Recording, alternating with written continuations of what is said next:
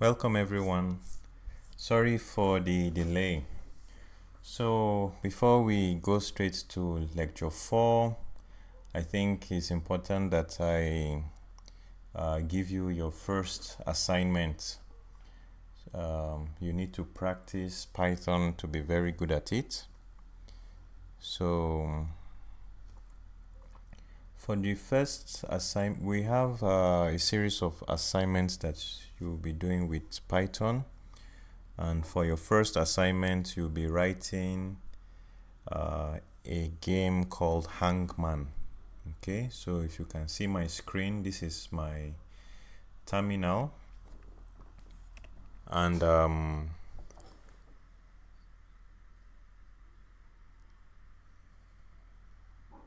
I have navigated into the folder for this game.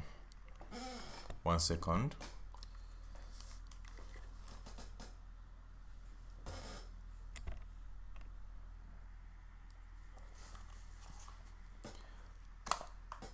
Okay, so for this game, you can create it however you wish, but let me just explain how the game works. So to run my Python script, I'll type Python and then the name of my file, which is main.py. Okay, and even before I run that, let me just show you what's in the folder. So you see that there's just one file called main.py in the folder. So let me run the code. So Python main.py. Okay, so when you run the code, you should get something like this. I think I'm zoomed in too much. Let me zoom out a bit. And okay, so hope that's still clear. You will get something like this where we have a gallo, and then there's a message. Okay, so in this list, I'll be tracking the letters I have used, and then our goal is to guess this word. Okay, and the word is how many letters? 1, 2, 3, 4, 5, 6, 7, 8 letters. So we have to guess an 8-letter word. If we guess it correctly, we win the game, but if we fail, then we get hanged. Okay, so you see a prompt here saying enter your guess. All right, so let's say that I guess A first, and A is in the word. Okay, so because A is in the word, you see I have displayed where A is in the word. So A appears twice as the second word and the second to the last word. Okay, I've also added it to the list, and you see that our hangman, our gallo, is still empty. Let's guess another letter. Let's say consonant this time, G. And G, I've used G, the letter G, and G is not in the word. So I've drawn the head of the hangman character. Okay, so let me guess another letter. Let's say N. So N is in the word. We've added N to the letters used. All right, and then let me guess another one. Let's say R. Let's see. Okay, R is in the word. So R is the last letter in the word, and then you see that we've added it to the list. Now I want you to notice that you cannot repeat any letters that you've used before. So for instance, if I try to use A, you see it tells me that A has been guessed before because A is in the list. Likewise, if I try to use, let's say, R or any other letter that's in the list. So because it's in the list, we can't use it anymore. So you have to keep guessing new letters. So let's see, let's say we guess C. Okay, C is in the word. Let's say we guess L next. Okay, we're getting closer, and now we can begin to see what the word is. So I'll guess E. We know that E is in the word, and I'm guessing this word is calendar.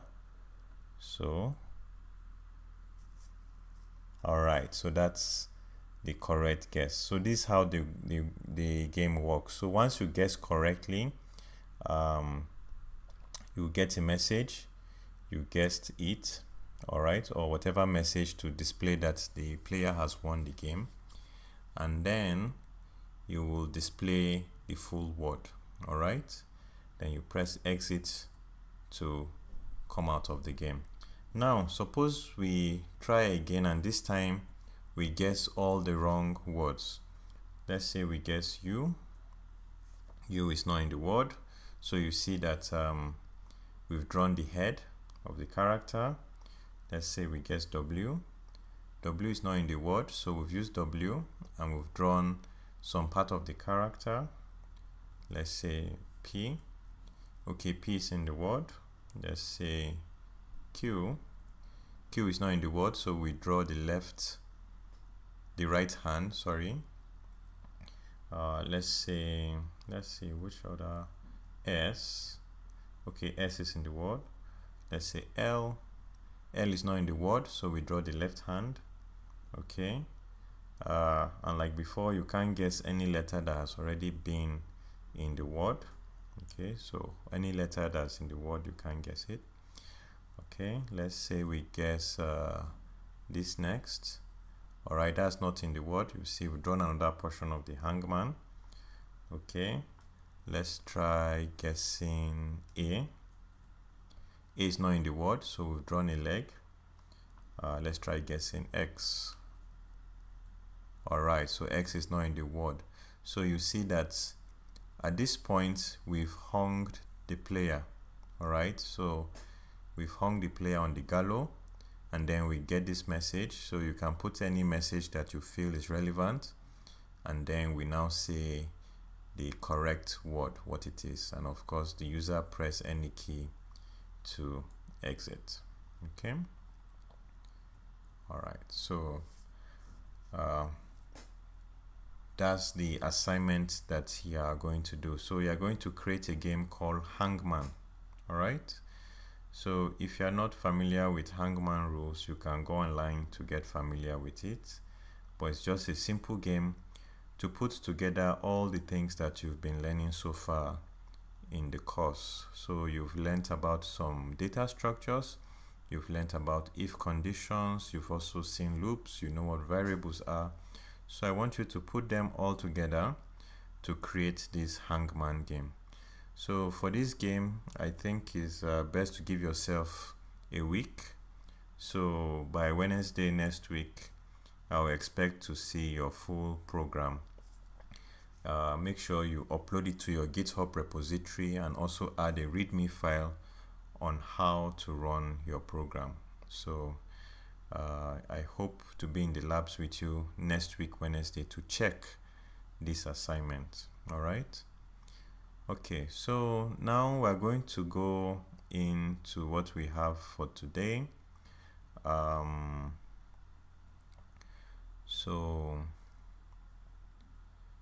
1 second, I'm trying to get, all right, so let me project that.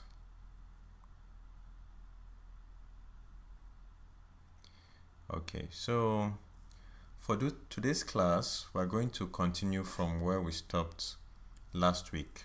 All right, so we've looked at all this. We've looked at variables, operators, conditions and conditional statements, data structures, and loops. So this time we're going to look at functions, and we need to know what a function is. Okay, a function is a block of statements that return the result of a specific task or assignments that you give the program to do. All right. The function only runs when it gets called. That means everything you write in your function is not going to get executed until we call the function somewhere else in another part of code. Sometimes you will hear programmers use the word invoke. All right, they just mean that they called the function somewhere. Now you can pass data into the function to help the function do its assignment. Okay, and this data that we pass into the function, when we are defining them, we call them parameters. Okay, so we'll talk about them later. Now, the function can return data as a result. All right, so it can return data back to the function or other part of code that called it. Okay, all right, so why do we use functions? Functions are very beneficial for programming. That's why we use them. They can help us to increase our readability, so the readability of your code. You can use functions to make your codes more readable. It helps us also make our code reusable. So instead of repeating certain parts of your statements, you can use functions and then call the functions to call those parts of statements you want to return. And then it helps you to provide modularity in your code. So we can use functions as a way of organizing how we write our code. So certain statements that are related, we can group them into functions. All right.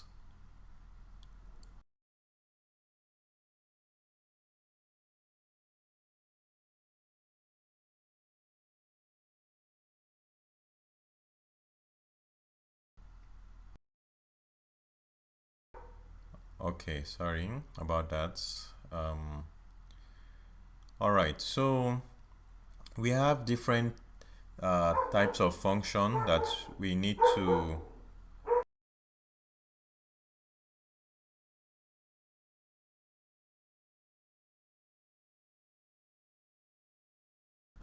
Okay, sorry, I guess the noise from the dog outside is entering the recording. I'm so sorry about that. So we have different types of functions in Python, and we can categorize functions into what we call built-in library functions or user-defined functions. So your built-in library functions are those functions that are provided with Python. Okay, so they come available to you when you install Python or Python packages. Okay, we call them built-in functions.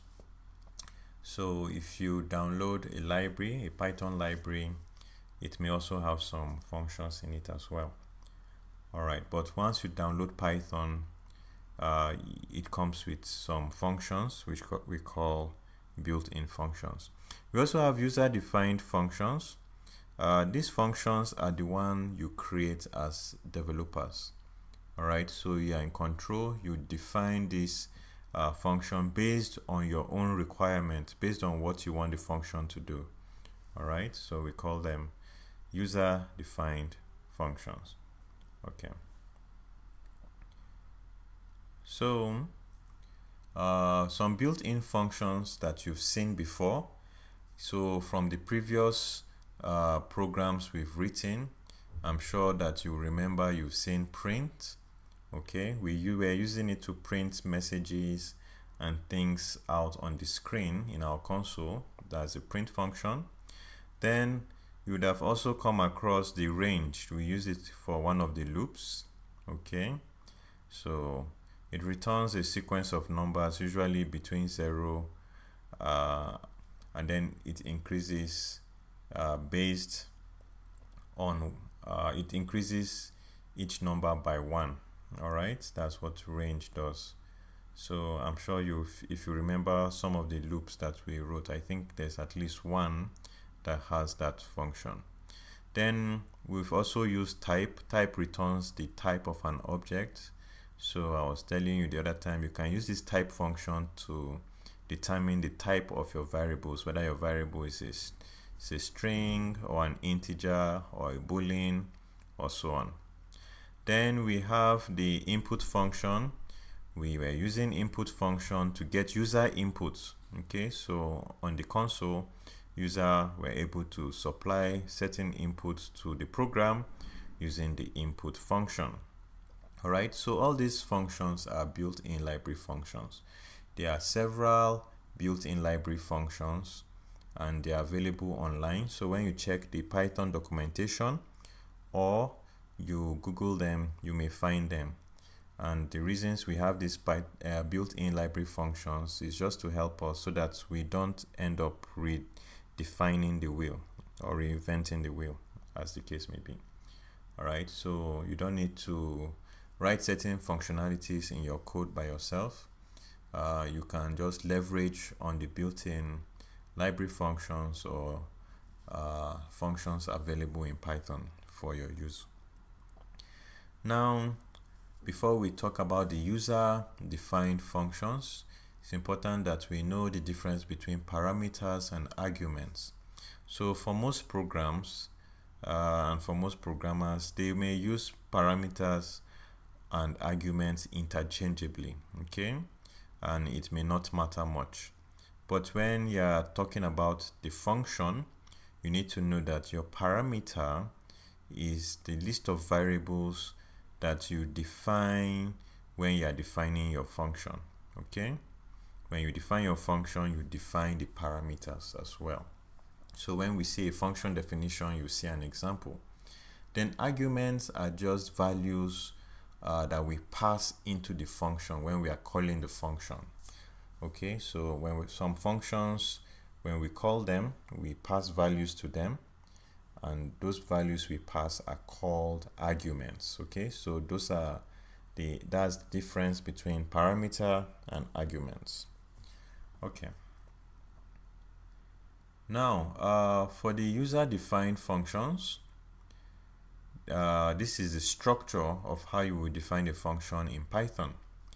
You will notice here we have this keyword def. That's an inbuilt Python keyword so that Python knows that we are trying to define a function. Okay, so at the beginning of all our Python functions, we put the keyword def, okay, to show that we're trying to define a function.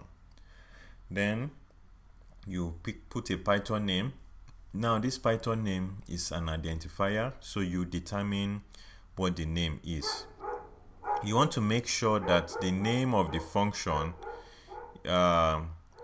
is the name of your function is relevant to what your function does. At the same time, you don't want your function name to be too long, so it depends on you. There are different types of naming conventions that you may use, all right, but just use an appropriate convention for naming your functions. Then inside the brackets, we have your parameters or your list of parameters. Okay, now this is optional. You can have functions that don't have parameters. Okay, so those functions, you don't pass arguments when you are calling them. Then we have functions that you may have maybe one parameter or two parameters, three parameters, as the case may be. All right, so these parameters will be used when you're executing the function. So parameters are optional, okay? And when you call the function and pass those arguments, they will be used inside the function. We also have the function docstring, which is also optional. All right, you don't always have to put it, and we use it to describe what the function does. Okay, so we use it to describe what the function does. For your functions, it's good programming practice to ensure that what you have written is well understood by yourself and also others that you may be collaborating with. Okay, so you want to use meaningful function names, meaningful variable names, and then you may also put comments, and then you may also use the function docstring to document your functions, behavior, and things like that. All right, then we can have statements, right? One or more statements in the function, and you know what statements are: certain expressions that do certain things. So as the case may be, you may add these statements in your function as well. Then we also have the return, and then some kind of value that is being returned. It can be an expression or it can be a variable. Okay, but basically the reason we call this a function is because it usually would return something. Okay, so when your function is called, what it returns to wherever it's being called is important. All right, now returns are optional in Python. Okay, all right, let's see what's next. Example of user-defined functions. Now you can see here that we have two examples of user-defined functions. We have one called alert, and you can see alert does not have a parameter. Okay, so we have define alert. Alert does not have a parameter, and then what it just does is it prints this message. So you can try it in your labs, okay, on your system.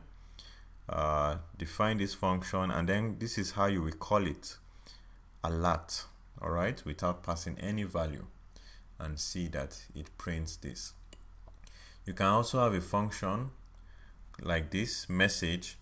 You see message has one parameter, okay, and then we are using the parameter here. We are printing this message out. It also has a docstring, and the docstring describes the behavior of this function message. Okay, so besides your def keyword, all right, the other thing to note about your function is that after the brackets you put this colon. All right, when you put the colon, then all your statements that belong to that function must be indented in the function, otherwise Python may give you an error. Okay, so you take your indentation seriously. Now when you're calling message, you see that you have to pass a value. You're passing a value here because of this parameter. Now this value that we are passing is called an argument. Okay, this value we are passing is called an argument. All right, let's see what's next. So we have continuation of user-defined functions. Sometimes you may be able to specify, or you may need to specify the data type of the parameter and also the return type of the function, and this is how you will write it. Okay, so your parameter and then a colon and then its data type. All right, whether it's an integer or string. Okay, and then your return type will follow this arrow, then you have return type, all right, before your colon. So these are optional, but you can have them as well to use in your function. So we see here an example. This function called sum, all right, sum receives two numbers, n1 and n2. All right, n1 and n2 are both integers. We know this because after the colon there's the data type, which is integer. All right, and then we know this function is to return an integer because there's an arrow here, and then we have the data type, which is an integer. All right, now our docstring here defines this behavior of this sum function. So it's to add two numbers, all right, together, and then we have a new variable called n here, and n is equal to n1 plus n2, and then we can now return n. Okay, so when you call this function, for example, you see here where we are calling it, we are calling sum with num1 and num2 as arguments. Okay, and num1 and num2, we've passed 10 and 90 to them. All right, so sum 10 and 90. Now this returns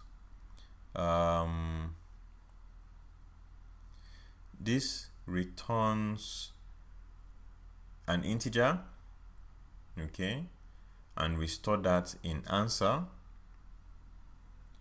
All right, we store that in answer, and then we can print this message. All right, so in case you have not seen this type of print before, we're interpolating num1 and num2 and answer inside this string, so we call it string interpolation. And the way we do that in Python is when you call print, then you can use f and then quotes. So the f comes before your quotes, and Python will know that, okay, these things inside curly braces have values. All right, and it can put its value inside before it does the printing. So that's very important for you to remember. So it's an option that you can use instead of doing the string concatenation that you've been using before. All right, so we have here a longer function. Now this function, as you can see from the name, is going to check whether a number is prime. So you know what prime numbers are? Prime numbers are numbers that are only divisible by itself and 1. Okay, we call those prime numbers. So you see here we have this if statement. So we have n, which is our parameter, and we're going to check if n is either 2 or 3. Okay, so we're checking to see if n is inside this list. Basically that's what this statement is, and we are just checking to make sure if it's 2 or 3. If n is 2 or 3, it returns true, because you know prime numbers, they start from 2, 3. 1 is not a prime number. All right, it's very important to remember that 1 is not a prime number. Okay, so if n is either 2 or 3, those are prime numbers, so we return them. Then you can also check if n is equal to 1 or n is divisible by 2. Okay, if n is divisible by 2, that is, you are checking to see that you can divide n by 2 and there's no remainder, then you return false, because those numbers are what? Not prime numbers. So remember, 1 is not a prime number. Any even number is also not a prime number. All right, then you can also do something like this. We have a variable called r here, and we assign it to 3, and then we're going to do a loop. It may look complicated, all right, but it's not. Basically in this loop, what you do is you're going to keep multiplying this r by itself. Okay, when you multiply r by itself, then you want to check if it's less than or equal to n.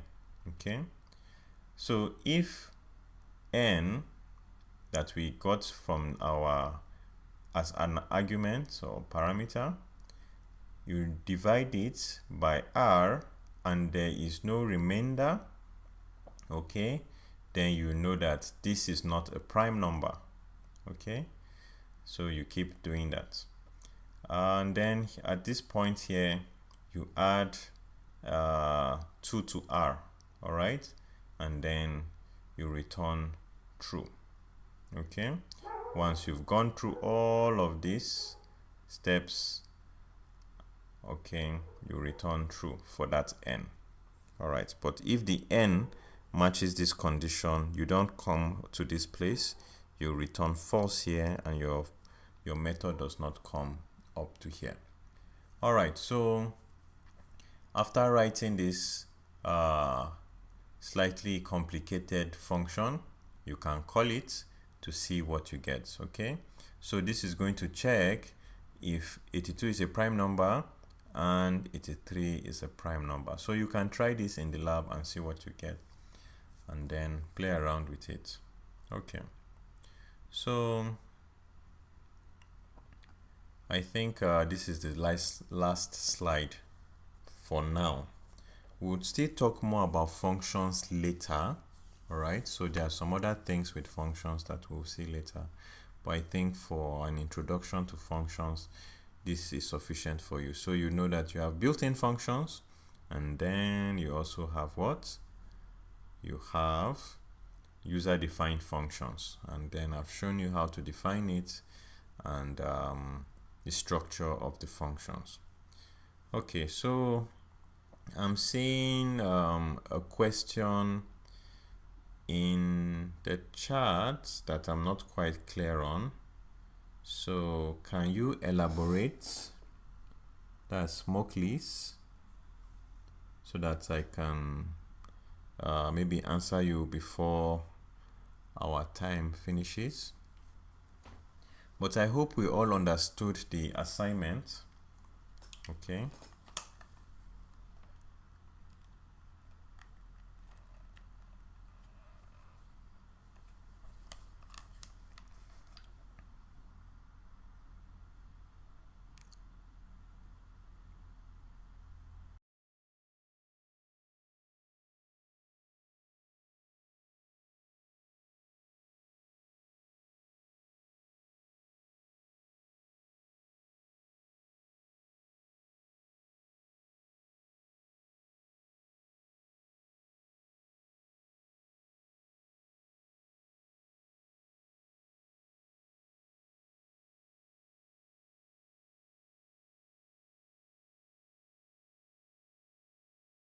Okay, so I've not heard from Mokli. So maybe you can ask me that question some other time. I should be able to get back to you on that. So I think at this point we're going to stop the lesson so that you can carry on with the assignment. Don't forget that once you're done, I would like you to upload the assignment.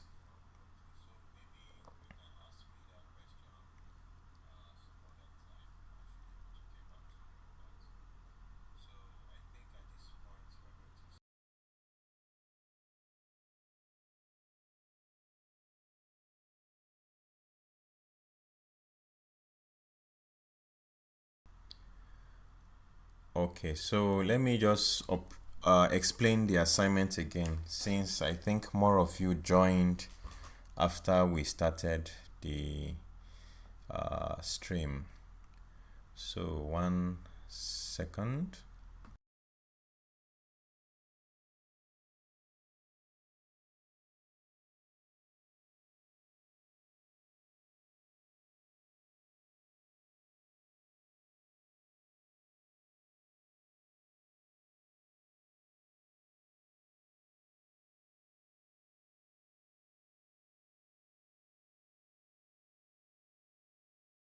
All right, so to explain the assignment again, what I expect you to do is to use all you've learned so far to create a game called Hangman.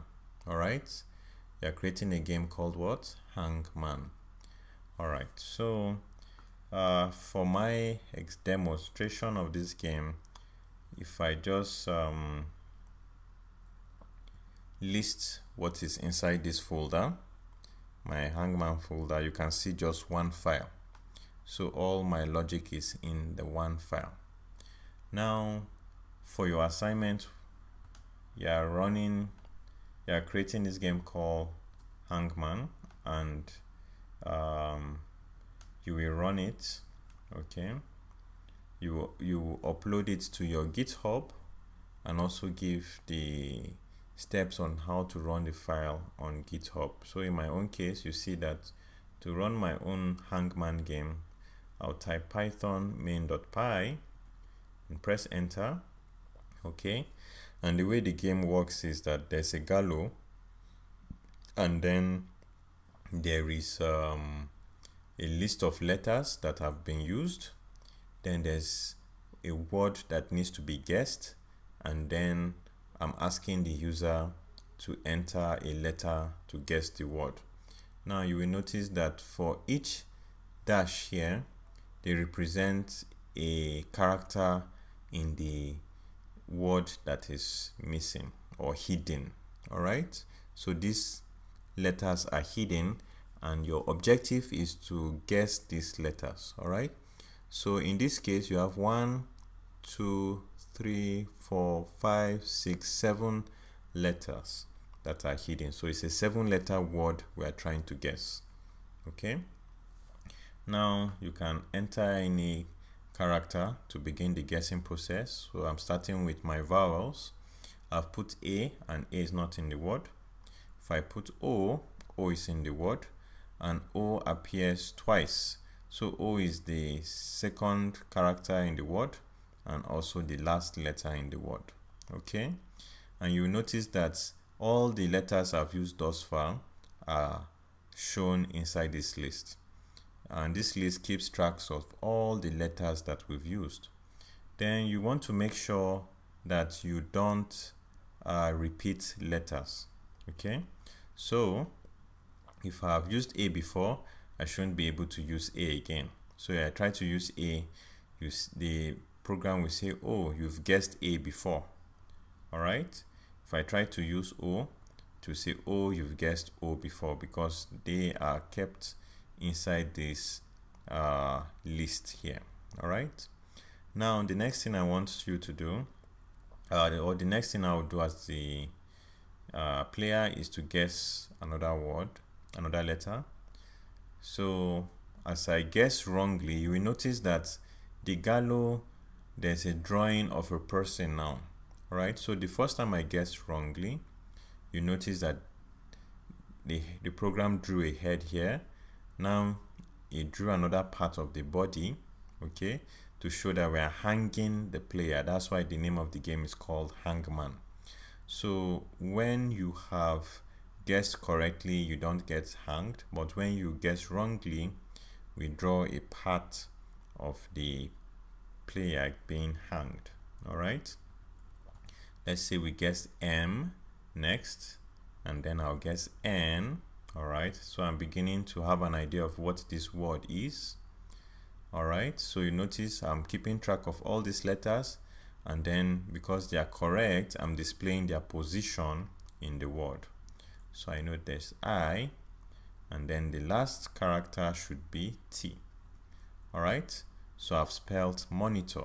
All right, so you see, you will give a message to display that to the user that they've won the game. All right, then you also give the spelling of the word. You reveal what the hidden word was. All right, then you need a way to exit the game. So in this case, I'm to press enter to exit. Okay, so for this scenario, I won the game. What of when I lose the game? All right, so let's try it again. This time we'll try to intentionally lose the game. So I run the game again. You see we've drawn the gallows again. Our list is empty. This time we're guessing 1, 2, 3, 4, a 4-letter word.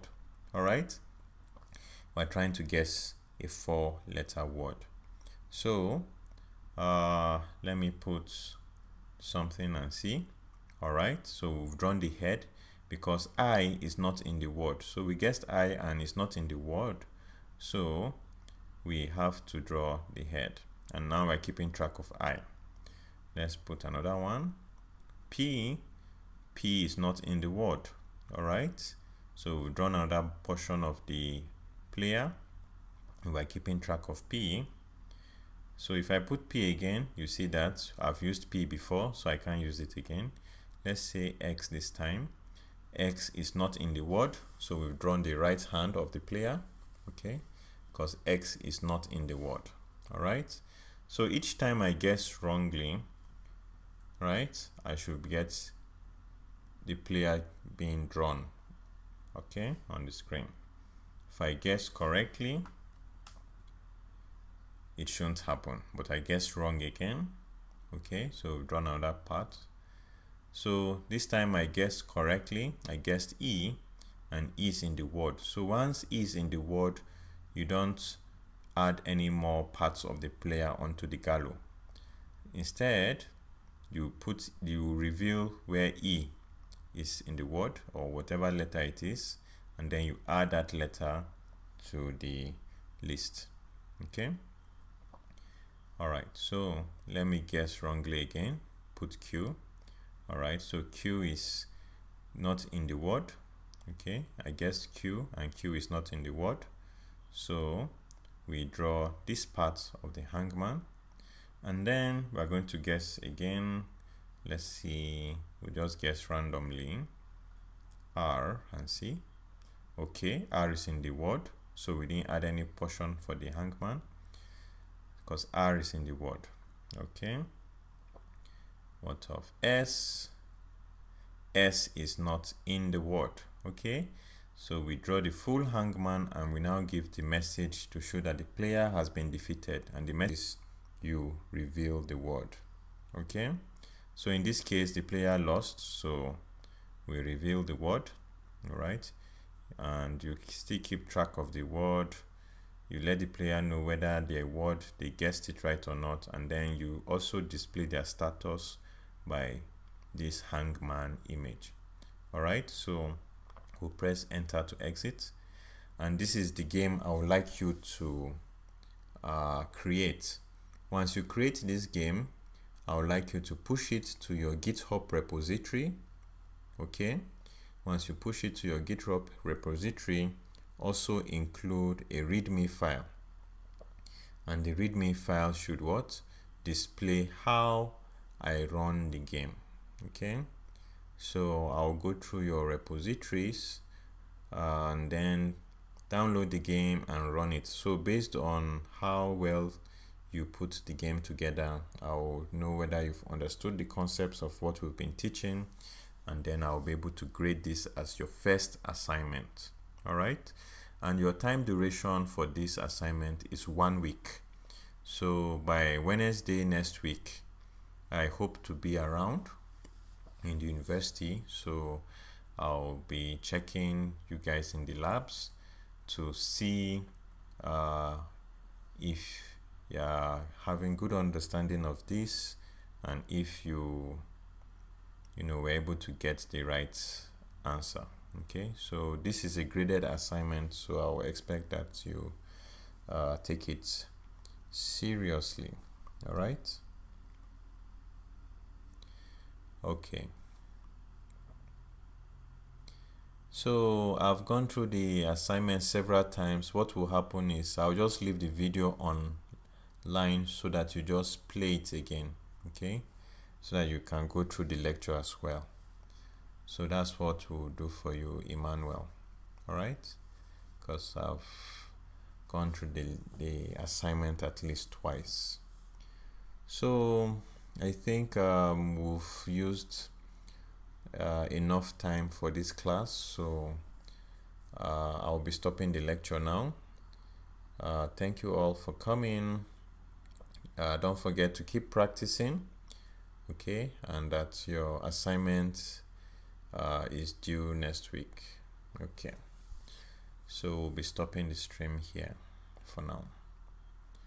So I'll see you guys hopefully next week. The class will resume on the usual Tuesday, and then we'll use Wednesdays for our labs. All right, so see you next week. Have a good evening.